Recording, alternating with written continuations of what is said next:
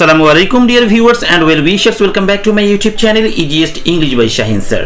প্রিয় নবম শ্রেণীর শিক্ষার্থীরা, আজকে তোমাদের সঙ্গে আমি আলোচনা করছি গণিত প্রশ্ন নির্দেশনা।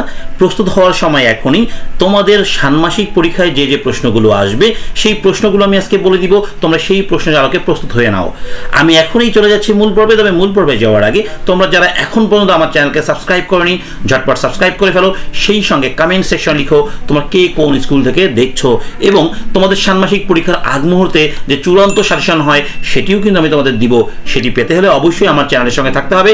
বেল আইকনে ক্লিক করে রাখো যাতে করে আমি ভিডিও আপলোড করলেই তোমরা পেয়ে যাও। প্রিয় শিক্ষার্থী, দেখো আমি প্রথমেই শুরু করলাম তোমাদের তৃতীয় অভিজ্ঞতা থেকে। হ্যাঁ, 3 নম্বর যে অভিজ্ঞতা রয়েছে, এই 3 নম্বর অভিজ্ঞতায় তোমাদের যে কাজগুলো আসবে, দেখো প্রথমেই যেটা আসবে বাস্তব সমস্যাকে গাণিতিক সম্পর্কের মাধ্যমে প্রকাশ করতে পারছে। এটা পৃষ্ঠা নম্বর 76, সমস্যা নম্বর 1 ও 2। তোমাদের বোর্ড বইয়ের পৃষ্ঠা নম্বর কত? 76, সমস্যা নম্বর 1 ও 2। চলো চলে যাই, দেখে আসি পৃষ্ঠা নম্বর 76 কি রয়েছে। এই যে 76 পৃষ্ঠায় আমি চলে আসলাম। দেখো এখানে 76 পৃষ্ঠায় এসে আমাদের যে সমস্যা রয়েছে 1 ও 2, সেই কাজগুলো করতে হবে। দেখো সমস্যা 1 এইটি এবং সমস্যা 2 হলো এইটি। তোমরা এইগুলো অবশ্যই ভালো করে প্রস্তুতি নিবে এই দুটি কাজের উপরে। ওকে, এবার দেখো কি রয়েছে, বাস্তব ঘটনাবলীর প্যাটার্ন পর্যবেক্ষণ করে বিমূর্ত রাশিতে প্রকাশ করতে পারছে। এটাও কিন্তু তোমাদের রয়েছে সমস্যা 1 ও 2। তার মানে বুঝতে পারছো এইখানে যতগুলো কাজ দেওয়া রয়েছে সবগুলো কিন্তু তোমাদের ওই সমস্যা 1 এবং 2 থেকেই হবে। সুতরাং সমস্যা 1 ও 2 যদি তুমি প্রস্তুতি নিয়ে নাও তাহলে তোমাকে কিন্তু কেউই এই জায়গায় আটকাতে পারবে না। তার মানে 3 নম্বর অধ্যায়ে তোমাদের কিন্তু মোটামুটি প্রস্তুতি রেডি হয়ে যাবে। এইবার চলে যাবো 4 নম্বর অধ্যায়ে। 4 নম্বর অধ্যায়ে দেখো অভিজ্ঞতা নম্বর 4। এখানে আমাদের কাজ তো একক কাজ আছে, এখানে আবার হচ্ছে আমাদের জোড়ায় কাজ, দলীয় কাজও কিন্তু এই জায়গায় রয়েছে। প্রথমে দেখো আমাদের কি রয়েছে, বাস্তব সমস্যাকে গাণিতিক সম্পর্কের মাধ্যমে প্রকাশ করতে পারছে। এখানে হলো পৃষ্ঠা নম্বর 82 একক কাজ। তাহলে আমরা পৃষ্ঠা নম্বর 82 থেকে একটু ঘুরে আসি। এই যে দেখো পৃষ্ঠা নম্বর 82-তে চলে যাচ্ছে আমি। দেখো পৃষ্ঠা নম্বর 82। হ্যাঁ, এই 82-তে এসে আমরা যে কাজটা করবো, দেখো বাস্তব সমস্যা থেকে বহুপদী রাশির গঠন। এইখানে যে আমাদের কাজগুলো রয়েছে একক কাজ, দেখো এই যে মিনহাজের পড়ার টেবিল এবং মিনহাজের খাবারের টেবিলের দৈর্ঘ্য x এর মাধ্যমে প্রকাশ করো। ওকে, এই একক কাজটি তোমাকে কিন্তু অবশ্যই করতে হবে। উপরের দৈর্ঘ্য পরিমাপের জন্য চলক x এর মাধ্যমে যে রাশিগুলো পাওয়া গেল এগুলো হলো বহুপদী রাশি। প্রিয় শিক্ষার্থী, তোমরা অবশ্যই বুঝতে পারছো। তাহলে আমাকে এই জায়গায় কি প্রস্তুতি নিতে হবে বলো দেখি? সমস্যা যেটি দেখালাম একক কাজ, এবং এরপর আমরা দেখবো 90 পৃষ্ঠায়। কত পৃষ্ঠা বলো তো? 90। চলো তোমাদের 90 পৃষ্ঠায় দেখে নিই কি রয়েছে। এই যে 90 পৃষ্ঠায় চলে আসলাম। ওকে, দেখো 90 পৃষ্ঠার মধ্যে যে কাজটি রয়েছে এই কাজটি হলো, এখানে দেখো একক কাজ। হ্যাঁ, দ্বিঘাত বহুপদী রাশির 5টি উদাহরণ দাও। তোমার উদাহরণসমূহের জ্যামিতিক আকার উপস্থাপন করো এবং প্রকৃতিতে এবং প্রযুক্তিতে কোথায় কোথায় দেখতে পাওয়া যায় তা লিখো। তাহলে অবশ্যই তোমাকে কিন্তু এটা একক কাজ করতে হবে এবং এইটার উপরে তোমাকে কিন্তু ফুল প্রস্তুত থাকতে হবে। প্রিয় শিক্ষার্থী, আমি আবারও বলছি, প্রস্তুত হওয়ার সময় কিন্তু এটি। ওকে, এইবার চলে যাব হচ্ছে আমরা ওই 4 নম্বর অভিজ্ঞতারই পৃষ্ঠা নম্বর হচ্ছে 112। এইখানে 7 নং সমস্যাটা অ্যান্সার করতে হবে। ওকে, এই 112 যে 7 নং সমস্যা রয়েছে, এখানে কিন্তু পিআই রয়েছে 3টা, 1 2 3। সো এটা অবশ্যই গুরুত্বপূর্ণ। তাহলে আমি চলে যাচ্ছি 112 পৃষ্ঠায়। দেখো 112 পৃষ্ঠায় কি রয়েছে, এই 112। এই 112 পৃষ্ঠায় দেখো রয়েছে 3টি বাস্তব উদাহরণ থেকে বহুপদী রাশি গঠন করো। ওকে, এখানে কত নম্বরটা বলছে? 7 নম্বর। এইটা কিন্তু কোশ্চেন, আমাদের কিন্তু অন্যগুলো পড়ার দরকার নেই, শুধুমাত্র 7 নম্বরটি পড়বো। এটা 100% তোমার কমন আসবেই। এটি ঘনকাকৃতির চৌবাচ্চার দৈর্ঘ্য অন্য একটি ঘনকাকৃতির চৌবাচ্চার দৈর্ঘ্যের বিপরীত গণিতক, তাই না? চৌবাচ্চা দুইটির দৈর্ঘ্যের যোগফল 3 ফুট হলে তাদের আয়তনের যোগফল কত? সো এটা তোমাকে কিন্তু ভালো করে পড়তে হবে এবং প্রস্তুতি নিতে হবে। প্রিয় শিক্ষার্থী, আশা করছি তোমরা বুঝতে পেরেছো যে 4 নম্বর অভিজ্ঞতা থেকে তোমাদের কি কি প্রশ্ন হবে। এবার দেখবো আমরা অভিজ্ঞতা নাম্বার 5। ওকে, এই 5 নম্বর অভিজ্ঞতা যে কাজটা আসবে সেটা হলো 5.1 এর ছক পূরণ, যেটা 114 পৃষ্ঠায় রয়েছে। দেখি 114 পৃষ্ঠায় কি রয়েছে, এই 114। ওকে, দেখো 114 পৃষ্ঠায় যে ছকটা রয়েছে এই ছক পূরণটা। ওকে, তাহলে এখান থেকে তোমাদের কিন্তু কাজ অবশ্যই করতে হবে। প্রিয় শিক্ষার্থী, বুঝতে পারছো, এগুলো তুমি প্রস্তুত হয়ে নাও। হ্যাঁ, টিচার কখন পড়াবে কি পড়াবে না এগুলো দেখার দরকার নেই। অনেক ইউটিউবে অনেক ভালো ভালো শিক্ষক তোমাদের গণিত পড়াচ্ছেন, তাদের কাছ থেকে দেখে নাও, এবং ইংরেজিগুলো অবশ্যই আমার চ্যানেল থেকে দেখবে। ওকে, এবার দেখো 114 পৃষ্ঠায় যে কাজটা রয়েছে এটা কিন্তু ছক পূরণ গেল। এবার দেখো 117 পৃষ্ঠায় রয়েছে জোড়ায় কাজ। এই 117 পৃষ্ঠার জোড়ায় কাজে যে কাজগুলো রয়েছে, দেখো বাস্তব সমস্যাকে বিমূর্ত গাণিতিক সমস্যাতে প্রকাশ করতে হবে। ওকে, সমস্যা সমাধানের উপযুক্ত গাণিতিক সূত্র বা নীতি যাচাই করে চিহ্নিত করতে হবে।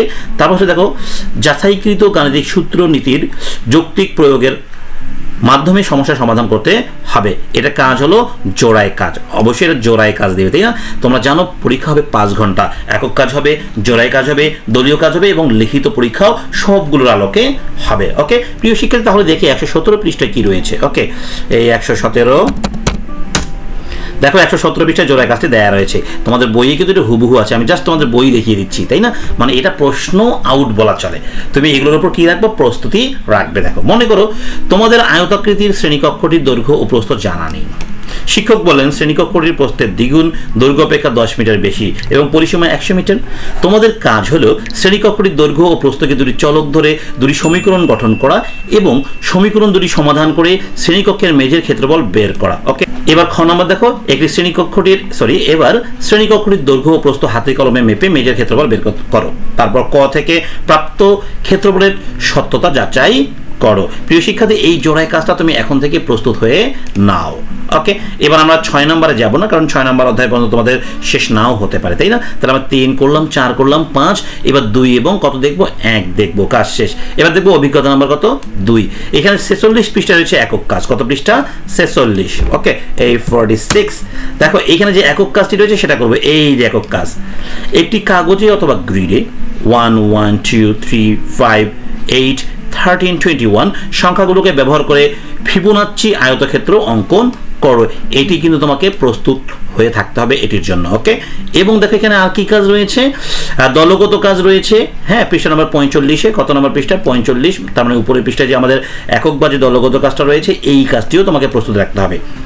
তোমাদের স্কুলের বাগান বা বাড়ির আশপাশের ওই সকল উদ্ভিদ পর্যবেক্ষণ করে একটি রিপোর্ট তৈরি করো যাদের শাখা প্রশাখা, পাতার সংখ্যা, ফুলের পাপড়ি সংখ্যা ফিবোনাচির অনুক্রমের অনুরূপ। প্রিয় শিক্ষার্থী, তোমাকে কিন্তু এগুলোতে প্রস্তুত থাকতে হবে। ওকে, এইবার দেখো হচ্ছে কি রয়েছে, পৃষ্ঠা নম্বর 31-এ রয়েছে। হ্যাঁ, এই 31-এ কিন্তু আমাদের যে কাজটা রয়েছে এটা অবশ্যই ভালো করে প্রস্তুত নিতে হবে। এখানে দেখো বাস্তব সমস্যাকে বিমূর্ত গাণিতিক সমস্যাতে প্রকাশ করতে পারছে বা তুমি পারছো কিনা, এটা হবে কাজ কিন্তু পরীক্ষায়, তাই না? তাহলে এটা কত পৃষ্ঠায় দেখবো আমরা? 31। সরাসরি চলে যাই 31 পৃষ্ঠায়। দেখো 31 পৃষ্ঠায় আমি চলে আসলাম। এই যে 31 পৃষ্ঠায় দেখো যেটা রয়েছে, এই যে হাত খরচ প্রাপ্তির খেলা, এই কাজটি তোমাকে কিন্তু এখানে করতে হবে। মনে করো তোমাকে 1 মাসের জন্য প্রতিদিন কিছু হাত খরচ দেওয়া হবে। হ্যাঁ, হাত খরচ প্রাপ্তির জন্য তোমাকে 3টি বিকল্প দেওয়া হলো, যার মধ্য থেকে যে কোনো একটি তোমাকে বেছে নিতে হবে। বিকল্পগুলো নিম্নরূপ: প্রতিদিন 10 টাকা, অথবা হতে পারে প্রথম মাসের 3 দিন অথবা প্রথম মাসের 3 দিন 3 টাকা, দ্বিতীয় দিন 3.50 টাকা, তৃতীয় দিন 4 টাকা, এভাবে প্রতিদিন 50 পয়সা করে বৃদ্ধি পাবে। অথবা দেখো হচ্ছে কি বলছে, মাসের প্রথম দিন 1 টাকা, দ্বিতীয় দিন 2 টাকা, তৃতীয় দিন 3 টাকা, এভাবে প্রতিদিন আগের দিনের দ্বিগুণ করে পাবে। এই 3টি বিকল্পের মধ্যে তুমি কোনটি বেছে নিবে এবং কেন নিবে তার যুক্তিসহ ব্যাখ্যা সহ তোমাকে উপস্থাপন করতে হবে। এই কাজটি কিন্তু অবশ্যই তোমাকে করতে হবে। ওকে, এবার দেখবো হচ্ছে আমরা অভিজ্ঞতা নম্বর 1 থেকে কি প্রশ্ন আসবে। ওকে, তাহলে কিন্তু আমাদের কাজ কিন্তু প্রায় শেষ হয়ে গেল। এখানে আমাদের কাজ রয়েছে যেগুলো দেখো, প্রথমেই পৃষ্ঠা নম্বর 25 দলগত কাজ পাবো। হ্যাঁ, 1.10, তাই না? পৃষ্ঠা নম্বর কত? 25। এই দেখো পৃষ্ঠা নাম্বার কত? 25, 1.10। এই কাজটি আমাদেরকে করতে হবে। শিক্ষক বিভিন্ন খেলার নামে ছোট ছোট কাগজ লিখে ভাঁজ করে 2টি বক্সে এ ও বি রাখবেন। প্রতিটি বক্সে কমপক্ষে 5টি খেলার নাম থাকবে। এবার শিক্ষকের নির্দেশ মতো শিক্ষার্থীরা 9 জন বা যে কোনো বিজয় সংখ্যক করে দল বিভক্ত হবে। প্রতি দলের দলনেতা এ ও বি বক্স হতে একটি করে মোট 2টি খেলার নাম তুলে নিবে এবং দলের অন্য সদস্যর থেকে প্রশ্ন করে জেনে নিবে যে লটারিতে পাওয়া খেলা দুটির মধ্যে কোনটিতে তারা খেলতে পছন্দ করে। এই কাজটি তোমাদেরকে কিন্তু করতে হবে। প্রিয় শিক্ষার্থী, দেখো এখানে আমাদের আরো কাজ রয়েছে। পৃষ্ঠা নম্বর 9 রয়েছে দলগত কাজ, এটাও একটু দেখবো। পৃষ্ঠা নম্বর কত? 9। ওকে, 9 যে দলগত কাজটা রয়েছে এই কাজটি তোমাকে কিন্তু অবশ্যই দেখে নিতে হবে। দেখো নিচে শখ 1.1-এর বাম পাশের কলামে কিছু সেটের বিবরণ দেওয়া রয়েছে। তোমরা এটা করেছো অলরেডি, এগুলো তোমরা বুঝো, স্ক্রিনশট করে নাও প্রশ্নগুলো কিন্তু। হ্যাঁ, এগুলো কিন্তু হুবহু তোমাদের আসবে, তাই না? এবং হচ্ছে কি দেখো পৃষ্ঠা নম্বর 9 গেল এবং পৃষ্ঠা নম্বর 5 থেকে যে কাজটা রয়েছে দেখো দলগত কাজ, পৃষ্ঠা নম্বর কত? 5। দেখো পৃষ্ঠা নম্বর 5-এ চলে আসলাম। এই যে এখানে যে দলগত কাজটা আমরা পাবো, একক কাজটা পাবো, এটা করতে হবে। হ্যাঁ, তাহলে পৃষ্ঠা নম্বর 5-এ যে কাজগুলো রয়েছে এই কাজটা কিন্তু আমাকে করতে হবে। পৃষ্ঠা নম্বর 5-এ একক কাজ রয়েছে একটি, হ্যাঁ, সেট লেখার পদ্ধতি রয়েছে একটি, জোড়ায় কাজ রয়েছে একটি। ওকে, এবং লাস্ট কাজ হলো এখানে আমাদের দেখা হচ্ছে পৃষ্ঠা নম্বর 9 দলগত কাজ, যেটা আমরা একটু আগে দেখেছি। প্রিয় শিক্ষার্থী, আশা করছি তোমাদের ষান্মাসিক পরীক্ষার প্রস্তুতি নিতে আর কোনো বাধা নেই, তোমরা প্রস্তুতি নিতে থাকো। এরপরে ফাইনাল যে কোশ্চেনটা হবে সেটা নিয়ে আলোচনা হবে অবশ্যই পরীক্ষার 7 দিন আগে থেকে। সবাই সেই পর্যন্ত ভালো থাকো, আল্লাহ হাফেজ।